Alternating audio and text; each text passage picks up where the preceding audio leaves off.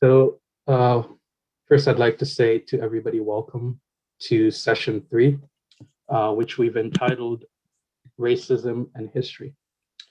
To become anti-racist, we need to understand the origins of racism within our discipline, which remains one of the least racially diverse STEM fields. This is a quote from King et al. 2018 in Facets. Modern science has historically been the domain of an elite white male minority residing in the global north. And ethical and instrumental arguments for increasing diversity in science have become well circulated and promoted. So far in URGE, we've talked about racism and definitions. What does racism actually mean? We've tried to identify ourselves in the words and definitions of racism. And now we have to understand what got us to where we're at. What makes geoscience one of the least diverse STEM fields? And what do we do moving forwards? The deliverables, which we've asked pods to do, examines the demographics of our departments in the past and also charts a path forwards. Each pod is making goals and what their diversity in terms of demographic numbers look like. And the interviews today hopefully will help us do that. I'll turn it over to Anji, who is our host for today. Good evening, good afternoon, everyone. I'm Anjali Scott Price, a member of the URGE team, and I'm very excited to be hosting the session with you all today. I'd like to introduce our first speaker, Dr. Tamara Pico. She's an NSF postdoctoral scholar and a UC President's Postdoc Fellow at Caltech and UC Santa Cruz. She received her PhD from Harvard University in Earth and Planetary Sciences with a secondary field in Women, Gender, and Sexuality Studies. Dr. Pico will be starting as an assistant professor at UC Santa Cruz in July 2021. Congratulations. So I'd like to ask Dr. Pico to give a presentation on her paper, The Darker Side of John Wesley Powell, and the Racist History of Geoscience and How It Persists Today in Education, Research, and more. Thanks so much for that introduction. Okay, and thanks everyone for being here, and thanks so much for inviting me. My name is Tamara, and I identify as a Jewish Latina. My mom is Argentine and Jewish, and my dad is of Mexican and Jewish ancestry. During my PhD, I became interested in looking to the past to understand the origins of exclusionary practices in geoscience. In this talk, I'll consider a few celebrated figures in early US geology and discuss some lesser known aspects of their research and their legacies related to scientific racism, where I consider scientific racism to mean the use of science to define or justify racial categories or difference. Next slide. So this week you're all reading my article on John Wesley Powell, so I won't dwell on it here. I hope the main takeaway might be to broaden our perspective of early geologists' legacy.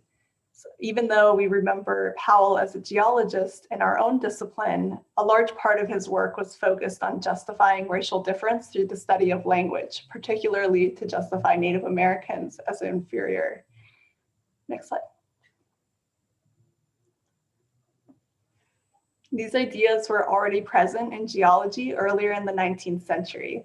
For example, Louis Agassiz, who's famous for studying ice ages, also studied human races. On the right is an image included in Agassiz's work with drawings comparing different human races to different animals. Agassiz used measurements of skulls and photographs, often without consent, of people of different human races to justify a racial hierarchy of inferior to superior human races. Nathaniel Shaler, who was trained by Louis Agassiz and was also a professor at Harvard, wrote on similar themes connecting topography to the inferiority or superiority of different human races. For example, Shaler claimed that North American topography was so simple that it's quote, unfit to cradle great peoples. And he goes as far as to use North American topography and climate to justify the institution of slavery. Shaler claims that there are, quote, peculiar advantages for those of, quote, civilized races because the land is ideal for the institution of slavery. Shaler was known for his teaching, which likely included these topics. And in my PhD department, there was actually a teaching award named after him. It was really hurtful for me to learn about Shaler's work and consider what teaching must have meant to him. Other scientists at this time wrote about similar topics connecting race to landscapes. Arnold Guyot, who founded the geoscience department at Princeton, toured New England giving lectures which later formed his book, The Earth and Man.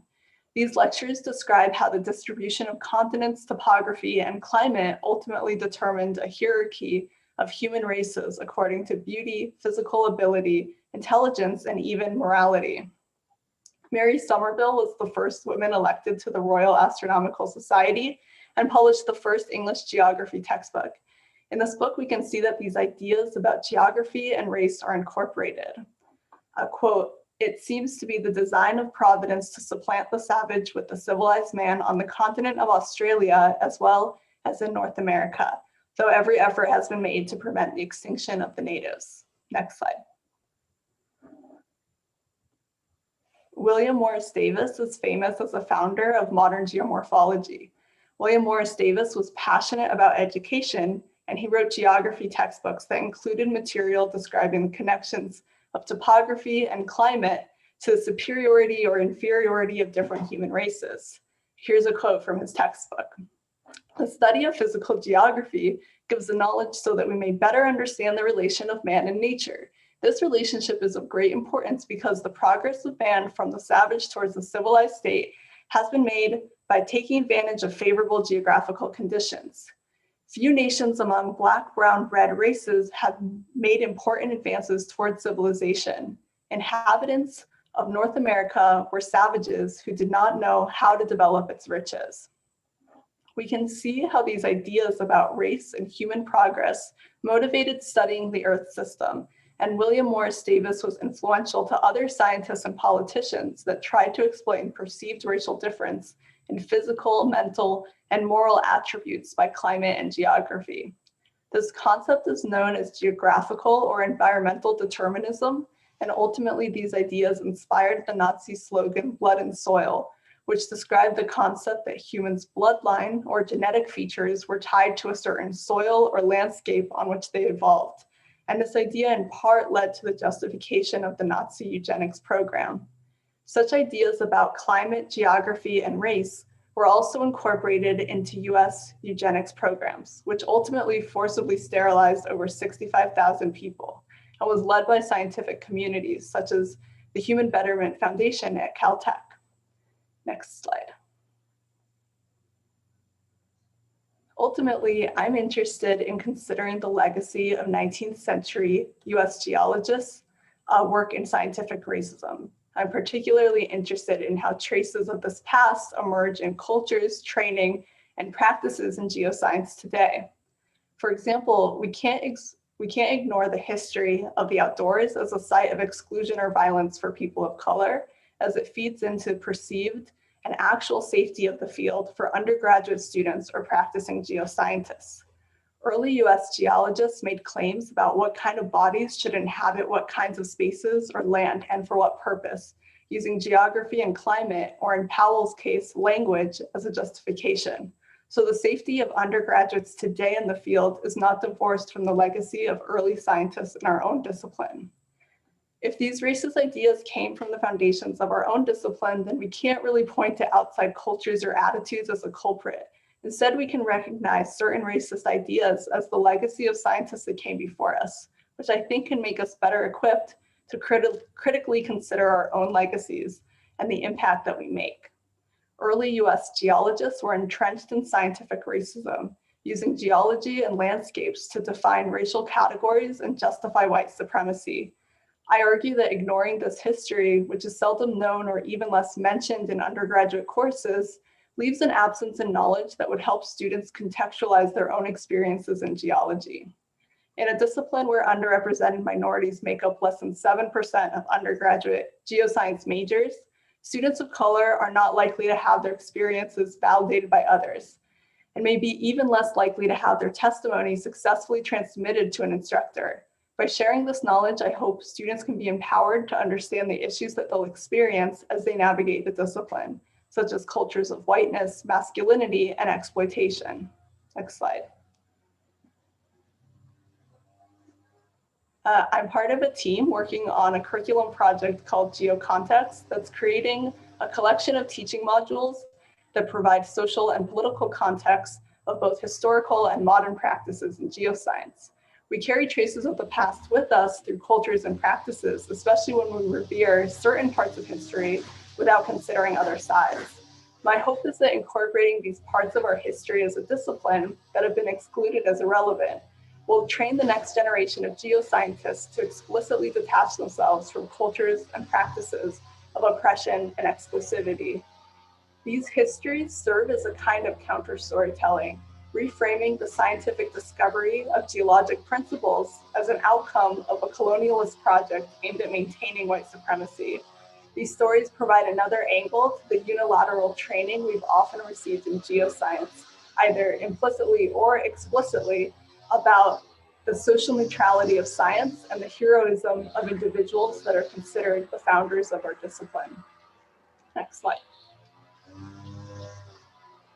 In contrast to a scientific objectivity that's assumed to be value neutral, a strong objectivity requires us to understand the practice of science in a social context, where the political, economic, and social values of the scientific community control the entire scientific process.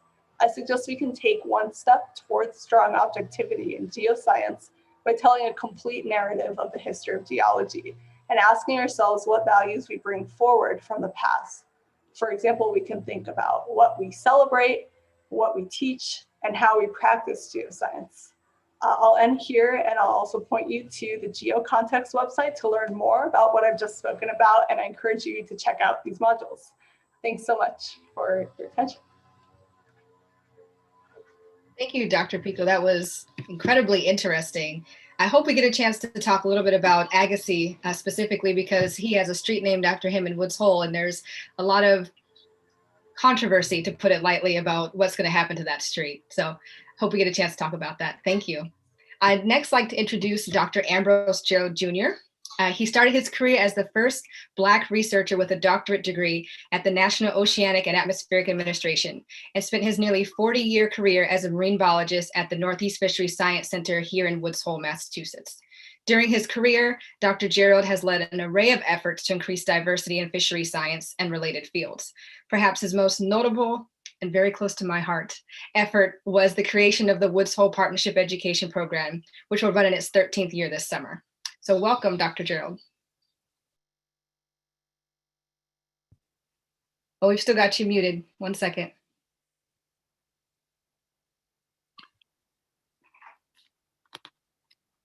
There you go.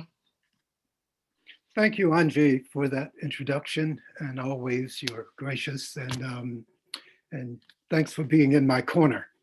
And good afternoon or good day to everyone.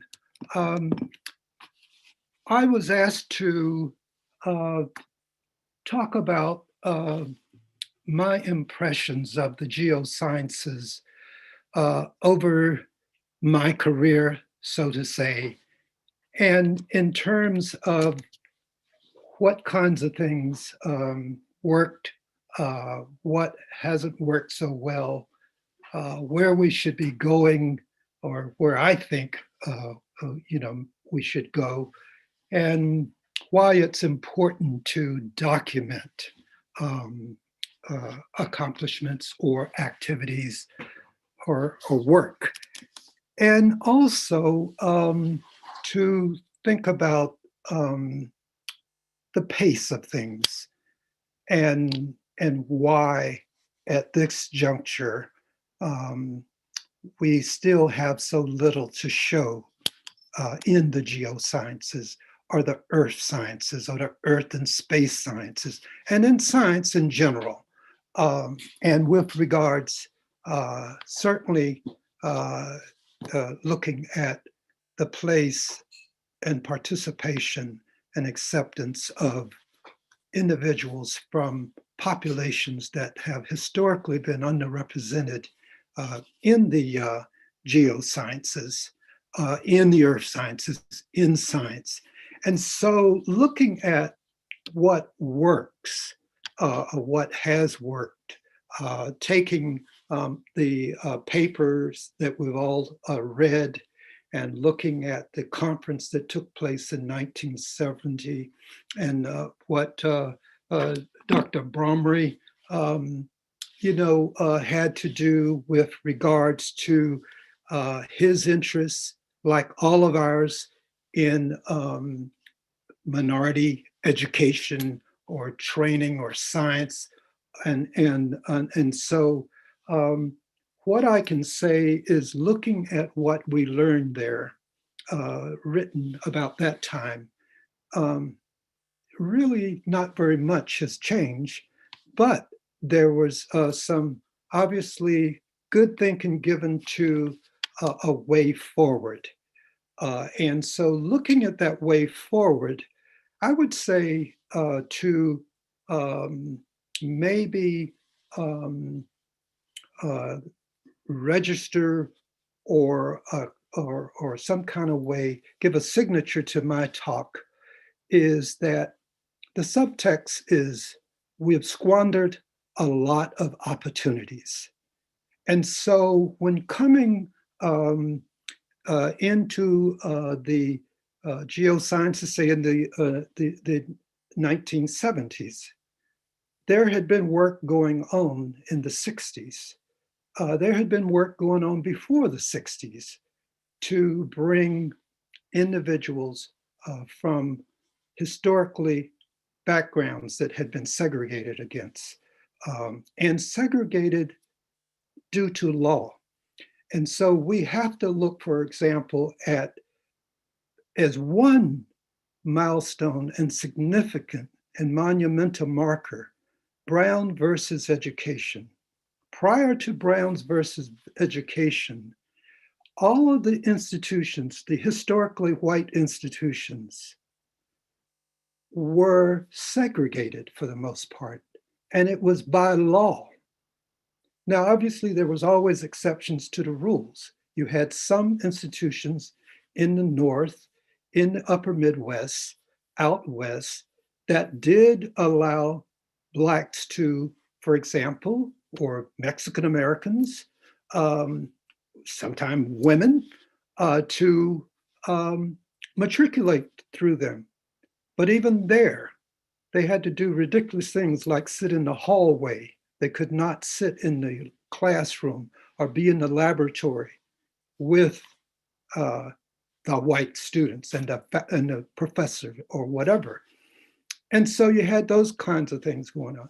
But the point I want to make is, by the time we got to 1970, we want to keep in mind, behind everything that we're doing, there are statutes that have to be brought into place, laws, in order for people like myself to be allowed to go to university, to allow to go to graduate school, beyond the historically Black colleges and universities, or the couple institutions where you see the terminology populated mostly by persons with Spanish surnames.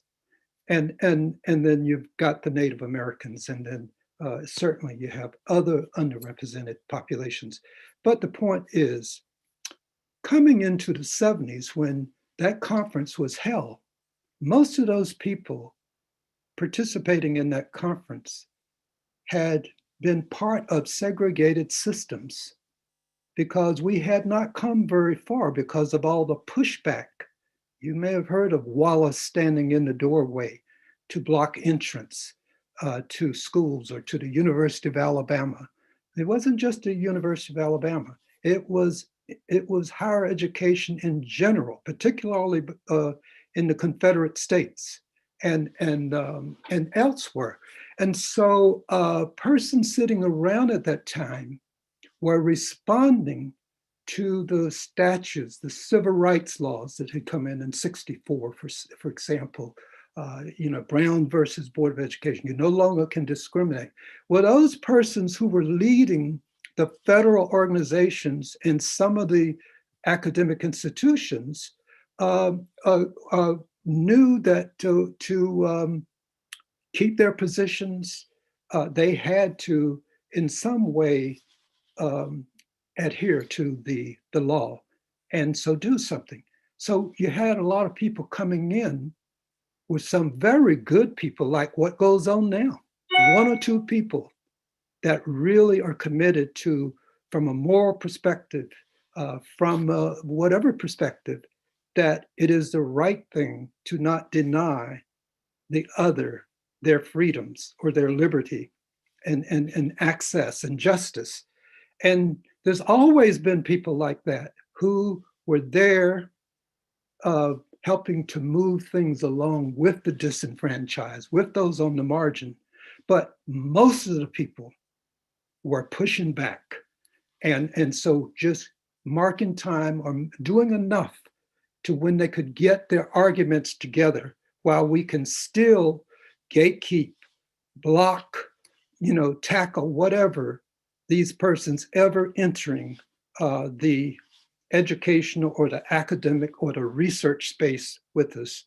And so you had those kinds of things going on. And then the historically Black colleges and universities were woefully underfunded. And many did not have graduate programs. Even at Howard University, as you see, and at Virginia State University, HBCUs, that had courses in geology or wanting to move in that direction. They were lucky if they had a single piece of equipment in something called a laboratory. Okay, same was in biology, same was in chemistry, in physics. And so while we had the land grant colleges, for example, at the North Carolina State Universities or Cornell University or whatever, I'll stick with the southern states. You had the white land grant colleges, then you had the Black ones that finally came in 1890. But the land grant colleges were not living up to democratizing science or technology or agriculture or mechanics or whatever, or engineering. They still blocked people from coming. So I just want to say, in the 70s, when that happened, these are the kinds of people who were now coming to the space to, yes, we will have to do something, but also they were woefully incompetent when it came to cultural competency, when it came to how do you now work across racial lines and etc. But out of all that, there was always some glimmer of hope and some individuals who actually did some positive things. And you had some exceptions like Dr. Farmer, who found a way through the system. You should look at his autobiography or his life and what he had to do to get to where he was. And so you had these exceptions. And then you had coming into play various the societies and organizations, scientific and technical societies and organizations were now finally starting to open up to Blacks. They were segregated also. And so they were looking at ways, how could they collaborate with their academia, with their constituency, their memberships, to address this issue of underrepresentation in the sciences. And they did, in some instances, do some good. In the US Geological Survey, for example, you had activities going on that are still going on today, a program. And same was happening in what became NOAA. It was going on in other aspects of the government. They had various programs in NOAA.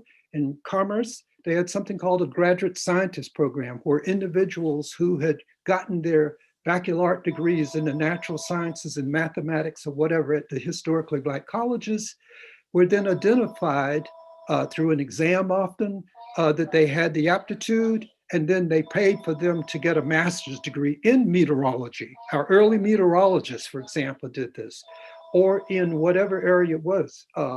And so these things were happening. In Woods Hole, in the late 60s into the 70s, you had the minority traineeship that ran parallel with the fellows, the summer fellows program. It was a few people that came in through that. They did learn later on that in a way it was viewed as pejorative, that the persons participating in it didn't quite see that they were being treated or viewed as the summer fellows were. Somehow they were different, less than, or whatever. Inside of the fisheries in Woods Hole, you had programs going on, the graduate scientist program. You had folks coming in the late 60s, early 70s under the co-op program, to where we had some 18 to 21 African Americans in Woods Hole studying on co-op programs and then becoming employed. And then you had the Reagan era to come along and did away with all the efforts, for the most part, that had been gained since Brown versus Board of Education. And you had a lot of cleverness going on inside of the institutions, game playing. The NSF, for example, goes back in terms of how it had to attend to equal opportunity and the statutes to do corrective action.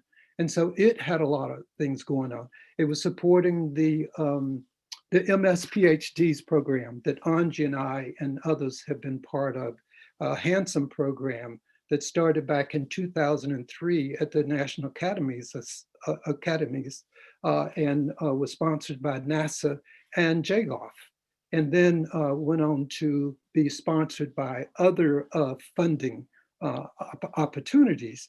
And for years was in many ways the signature minority program at the American Geophysical Union.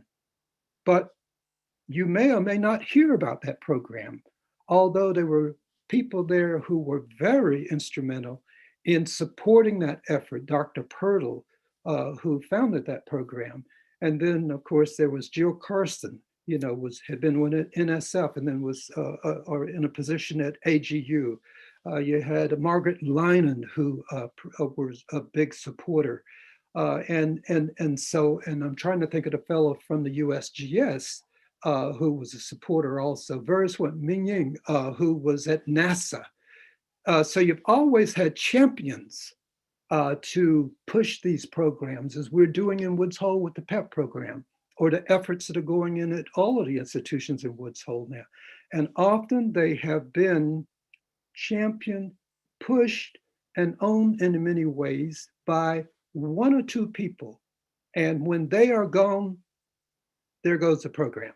So what can we do now? Where should we be going from my point of view? Well, I do think that what we need to do is get obviously the trustees, the overseers on board with what's happening. We need to continue to do all the fine things that we're doing and been doing and borrow from some of those past efforts with training, educating students. We need to connect with the historically Black colleges and universities, with the tribal colleges, with the MSIs, and we need to do that.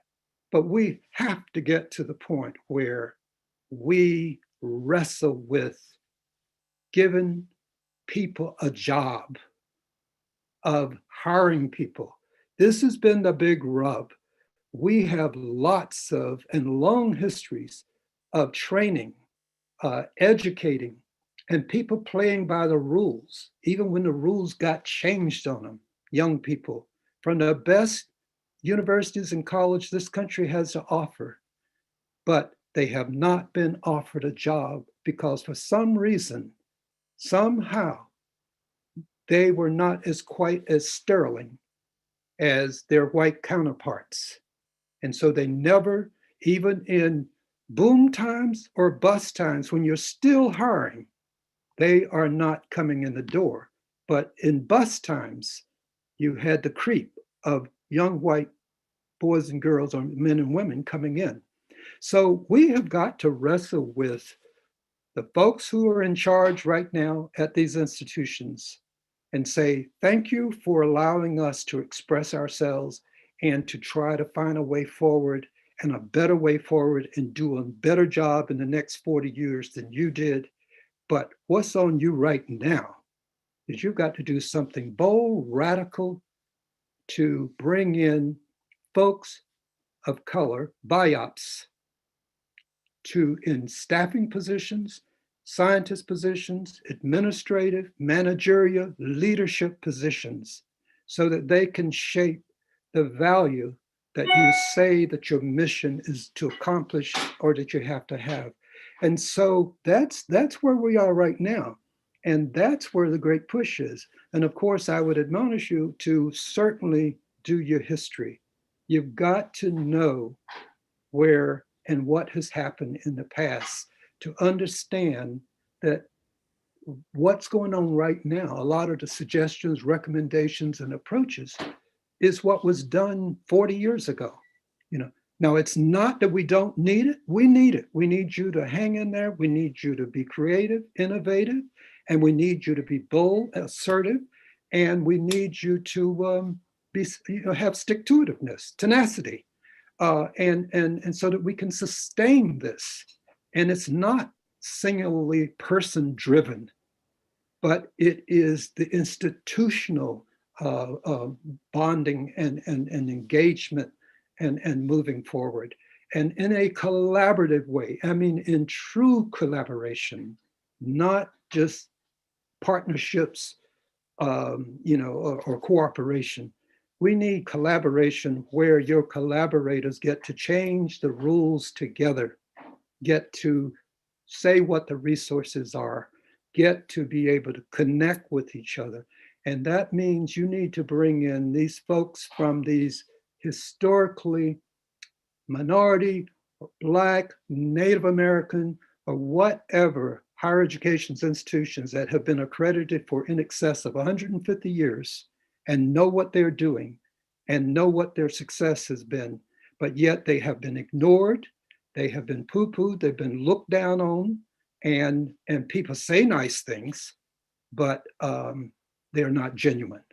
And so we've got to find a way to connect with these bright, brilliant people in these institutions.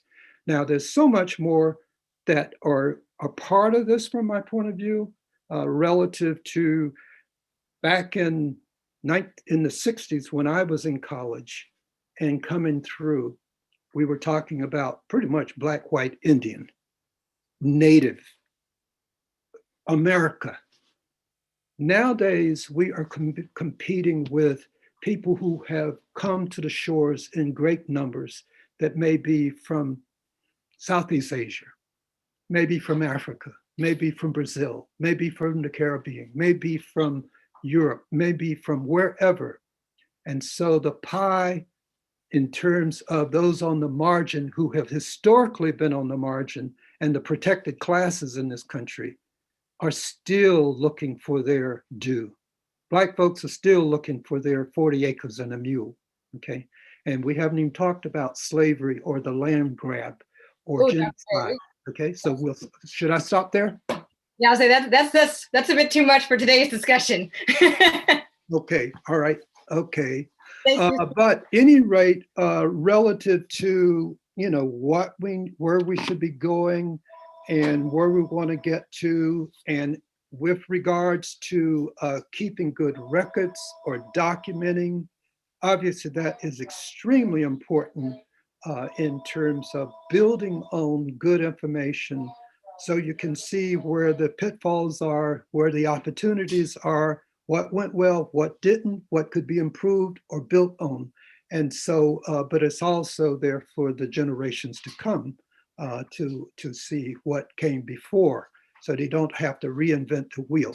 And so that is part of what we need to do. And it is also part of contributing to helping to tell the story, to correct the history, to get rid of this revisionist history, these lies that have been told all these years about Black BIOP people, or what was left out.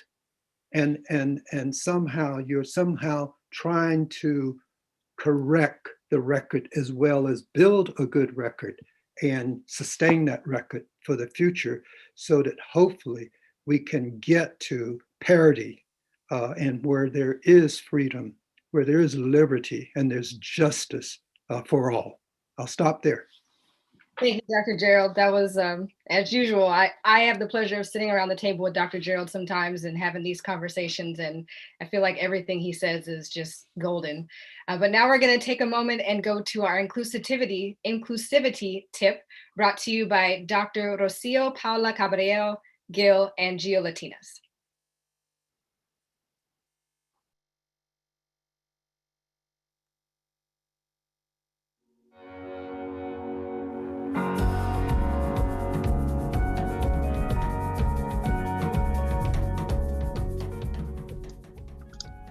Hello, my name is Rocio Paula Caballero Gil, and I wanted to start this video by thanking the URGE team for giving Geolatinas the opportunity to come to you with an inclusivity tip. Geolatinas is an international, member-driven, inclusive organization supporting Latinas in earth and planetary sciences to thrive in their careers. I'm one of the 3 co-founders. I'm also the chairwoman of the board of directors, and I'm part of the leadership council. When I was asked to discuss the importance of finding our community within STEM, 3 thoughts kept coming to mind. The first one is that community is important for many reasons, and in particular, it's important for those of us who come to this field and feel that we just don't belong. It takes constant and intentional work to both create and sustain a community. And last but not least, a critical component of any communities are going to be the members. So with that, I felt maybe this video could allow you a glimpse into the Geolatinas community, to share its importance in finding such a group, and also to give you some insights on how the Geolatinas community has already impacted some of our lives. At the end of the video, you will also hear ways in which our community has helped us navigate racism, discrimination, and biases. My hope is that you can use this video not only as motivation and inspiration, but also to critically think of ways that your actions both support and prevent some of the feelings and experiences that you're going to hear about in this short video. This is important because you are already part of our Geo community, and what you do as a member of our group is going to matter, particularly for those of us who are perhaps learning how to be, how to belong, to have a real community with you in it. Thank you.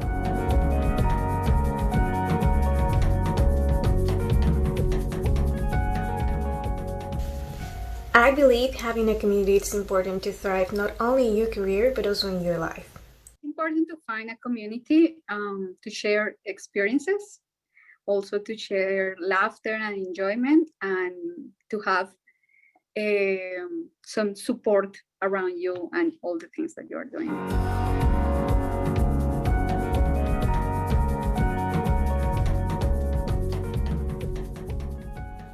The Geolatinas community, it's a lifesaver.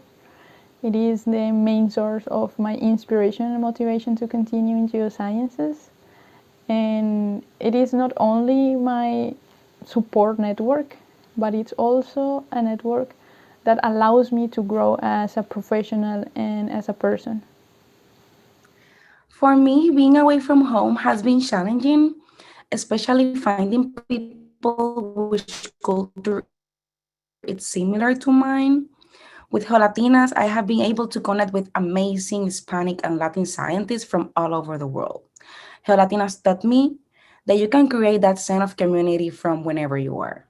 Geolatinas community has impacted my life by giving me a sense of belonging, by giving me purpose, and by giving me a community that's always there for me in every phase of both my academic, personal, and professional life.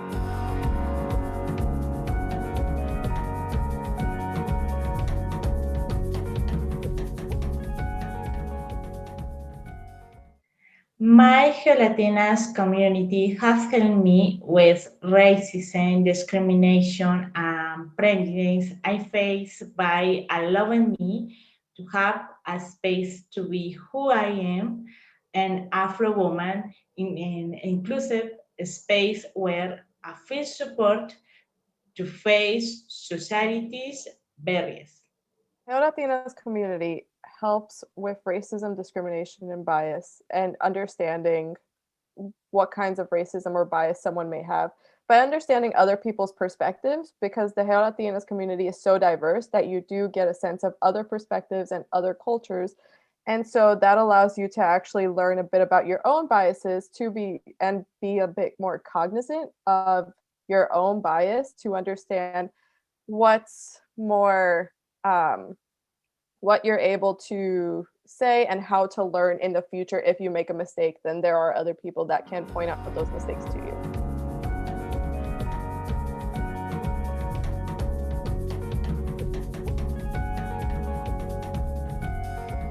The experiences shared by Sophia, Diana, Ale, Angelique, and Isamar can be used to understand a little bit more of the importance and the need for other communities of color to find their own communities.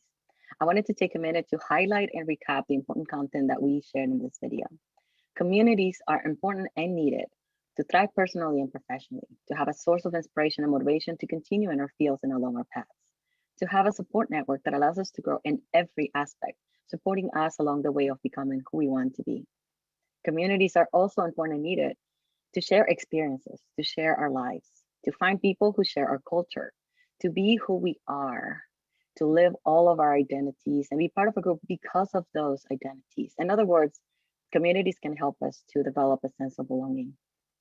For our Black, Indigenous, Latinx, and other people of color, all of the above are also some of the ingredients to consider when looking for or creating new communities. Lastly, at the core of everything we shared here are relationships, trust, respect, and a culture of belonging.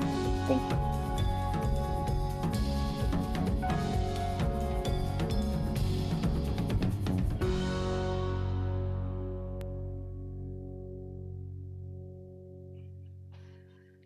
All right, so now it's time for us to move on to our questions, which I know is everyone's favorite part of the session. So the first question I'd like to pose to both of our panelists.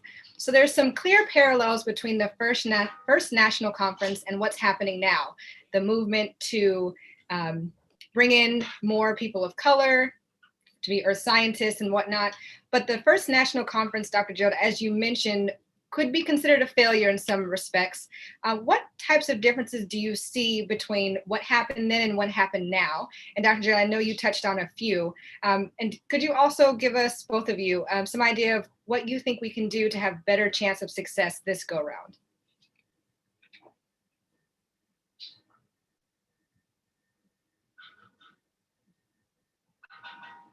Oh, Dr. Gerald, you're muted. Happens to the best of us, it's okay. Yeah, I know, I'll tell you. Jeezy, these gray cells, but matter. I would say that, again, we had a set of people who had great intentions and wanted to do the right thing, was aware of the injustices and the just sheer rawness of segregation and exclusion of Black people, for example, Mexican Americans, and you had issues with Japanese, Chinese Americans, etc.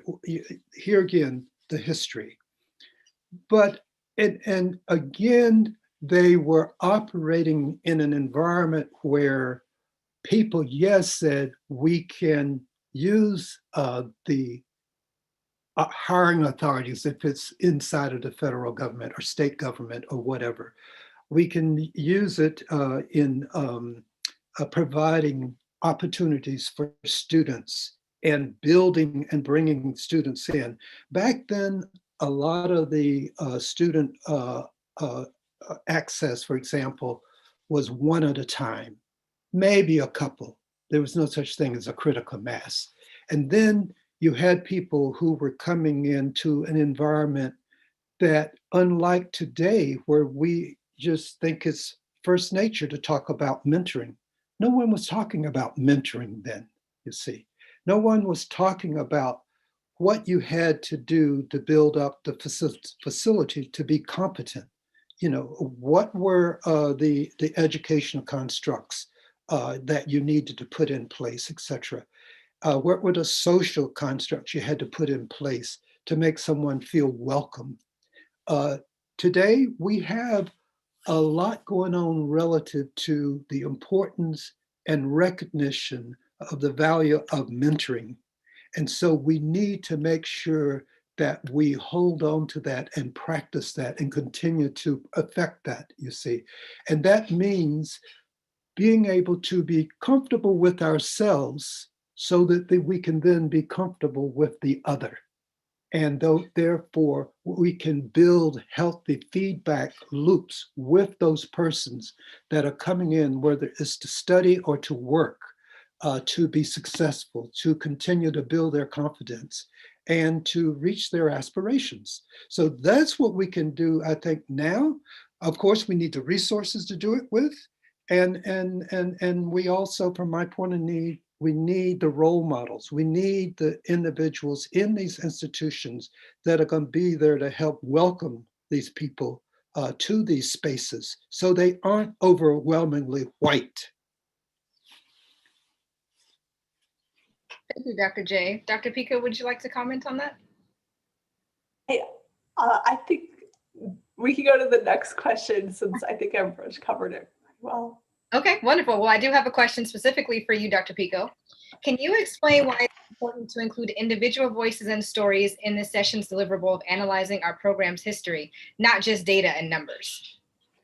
Yeah, so my last slide that was about taking action was definitely not one of statistics, but rather kind of thinking about, a little more qualitatively about, what we bring forward with us in terms of values. And so, so I guess, I would say that, we can count the numbers, but ultimately thinking about what people's experiences were that, that's what shows up in the numbers. And so if we think about, what led to people's experiences, and you can kind of think through the environment that we have to go through as we're in our discipline. One of the things I said was, what do we celebrate? This is kind of a simple thing, just like what pictures are on the walls, what do we name our teaching awards after? What kind of teaching are we celebrating? And that's the kind of simple thing that I think kind of fits in with the deliverable for this week. It's thinking, what do we want to celebrate? And because what we celebrate does impact our experiences, and and everyone will have a different experience with that same environment that exists. I could stop there. That's good. Oh, that's excellent. As I mentioned, there's a bit going on here in Woods Hole about Agassiz Street, and there was a petition that's been signed, and hopefully the street's being changed. But that was a bit controversial because people held on to their strong beliefs that because Agassiz did so much for women, that it somewhat outweighed what he did, as you described, and what we now know, now will openly say is racist, that we knew before but didn't say. So along those lines, we have a question, again, specifically for Dr. Pico, but I think you both could answer this one. I know a lot of mostly white people feel strong emotional connections to John Wesley Powell and other historical figures despite their ugly racist histories. How would you suggest talking with these people about their attachments to the myth or histories of these men? And how do we measure or evaluate or discuss progress in diminishing the roots of racism by these historical figures who are clearly racist? I'll say one thing about Agassiz. First of all, I'm not sure what he did for women. He had his wife write accounts. So she did a lot of work that didn't get recognized, that, was what he ended up publishing. And his nephew, I worked really hard to make it so that women couldn't have a bathroom in the natural history building at Harvard to discourage them from signing up for classes. So first of all, not sure what he did for women. Second of all, and I think this kind of ties into that Powell question a bit. I studied the Ice Age. And so starting to learn about the Ice Age, Agassiz is someone I learned about and actually really revered as I got into my studies. And learning about this other part of his work, which when I learned about it was actually the bulk of his work. Most of it wasn't in Ice Ages. He did a lot of work in biology, a lot of work that was kind of classifying systems, and ultimately that kind of fits in with his work on human races. I think one of the things I learned is that it's not that these were separate research topics, but they were part of a more unified framework where people like Agassiz saw themselves as classifying, kind of creating the science of classification where they could classify, animals from, best to worst, and they could do the same for humans and landscapes, and so that was kind of their framework. And so for me, it was really upsetting to learn that, because I study ice ages and used to think of my work as kind of furthering what Agassiz started. And I remember there's a library that I would go to that had a bust of Agassiz, and every time I'd walk by it after I had learned this, I felt like I hate walking by this bust of this man that actually didn't want me to exist, right? Like Louis Agassiz argued that mixed race people weren't human, or not that they're human, but that they were different species rather than all being the same human species. But he didn't think mixed race people should exist. And, here I am, following his footsteps. And so kind of that combined Powell and Agassiz, there is a lot of admiration for these people, because they actually really did start the disciplines that we work in. Powell a little less so, but so there is people. What I'm saying is that it's absolutely true that there is a lot of this resistance of, well, he did that, but he did all this, And I think the idea behind this project I'm part of, Geocontext, is that all of those things exist together, right? Like, we can tell a full story and ultimately kind of celebrated people in the past. All that are the stories that we tell about them, right? And so we can choose to tell whatever stories we want to tell. Yeah, I guess I would say that's kind of my answer is, you can tell that story about them, but you can also tell these other stories about them.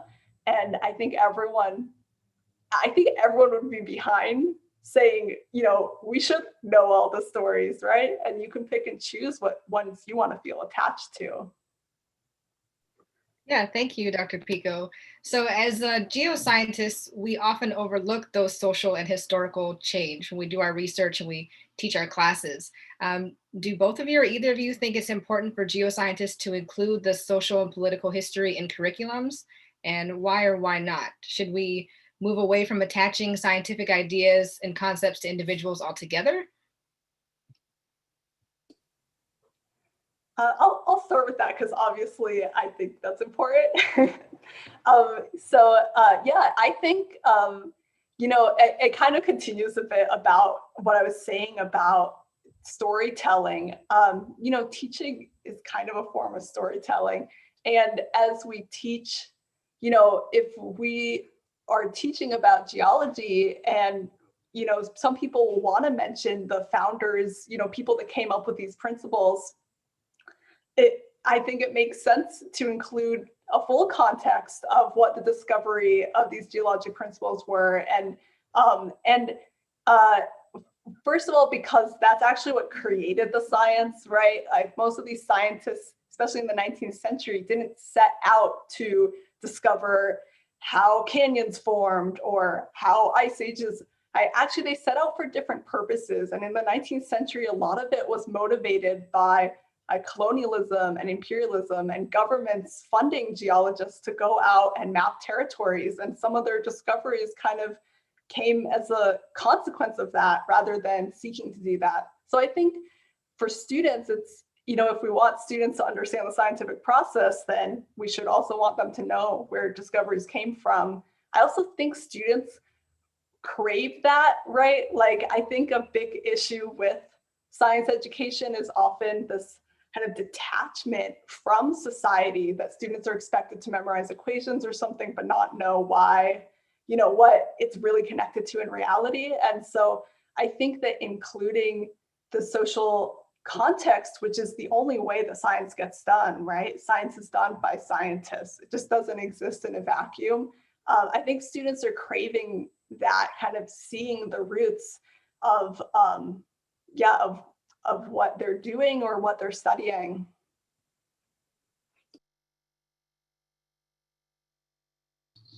I would say my short answer to that is, in many ways, whether we call it that or not, we're already doing that, and that's what we did. I can recall in every science course that I ever took, we always talked about the father of science. And so some way you talked about not only the science or the math or whatever it is that the individual did, but you learned something about his or her, and mostly his background and culture and what have you. And then it was reinforced during seminars when a little bit more would come out about these individuals, or it was reinforced at the party or at the latest book that came out, or when someone else decided to explore some more. So it became part of the knowledge base about this person being held in esteem. And so it's already done in many ways, but I think we could do it in a directed way, in an intentional way, based on good scholarship and approach to learning and education.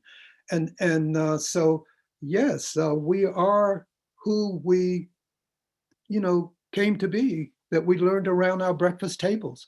And we think of ourselves as being objective and what have you, and we try to be, but we bring our biases to the space in everything that we do. And so I would be a proponent for, yes, we need to broaden what science is and the intersectionality of the social and the natural sciences and the arts and what have you, in how we know. Thank you, Dr. J and Dr. Pico. I'm going to now have to sadly turn it over to Vishan to wrap things up for the afternoon. Thank you both for being with us, and thank you for everyone who submitted some really awesome questions that we unfortunately didn't have time to get to. But thank you all for coming, and I'll pass it to Vishan. Thank you.